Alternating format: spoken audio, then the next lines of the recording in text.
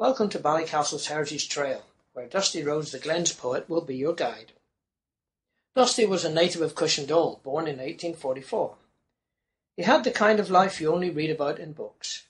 As a young man, he sailed to San Francisco and worked with his uncle as a gold miner during the dangerous gold rush days.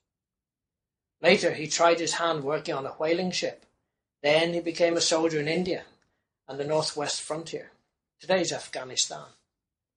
Eventually he returned to Ireland and roamed the glens doing odd jobs or writing poetry for a meal and a bed. In his poems he wrote of the land he loved, the distant lands he travelled, and the girls he loved. He was nearly 80 when he settled in an old cottage in Mill Street, here in Ballycastle, with Rosie Cameron, his third wife. He still travelled around because he could be found at the railway crossing in Coleraine, Ballymoney Market, or anywhere in the surrounding countryside, chatting with the locals and telling his stories. Remember, this is before wireless and TV, so Dusty and his stories were welcome at the fireside of many a country cottage. Hugh Boyd inherited the old McNeill estate granted to his great-great-grandfather Hugh McNeill by Sorley Boy MacDonald.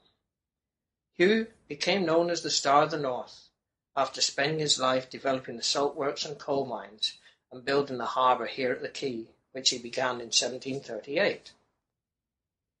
Hugh Boyd changed Ballycastle from a small fishing port to an important industrial town, which exported coal, salt, wine bottles, linen, leather, and many other goods that were made here. They were shipped to Dublin and Belfast, even as far afield as America. He also built Ireland's first railway in one of the coal mines in 1721, and built another in 1738. It was a simple wooden tramway, allowing a horse to pull 3 wagons of stone or coal. Take a look around the beach by the river mouth while you're here. You just might find a flint tool from thousands of years ago, when Neolithic settlers lived in the glens and fished the rivers. They were Ireland's first farmers. They built the field boundaries you see in the glens about 5,000 years ago. As you reach the corner of the road here, before turning left to Board 2, you'll see the old manor house across the road. Hugh Boyd built that for his family in 1750. We have an old account book that records he bought some 200 yards of different linen to furnish it. There were curtains and bedding, even heavier cloth which was used for covering the floors. There were lots of parties held at the manor house, including several performances from Ireland's most famous harpist, Arthur O'Neill, who played his first gig at Squire Boyd's when he was a young man.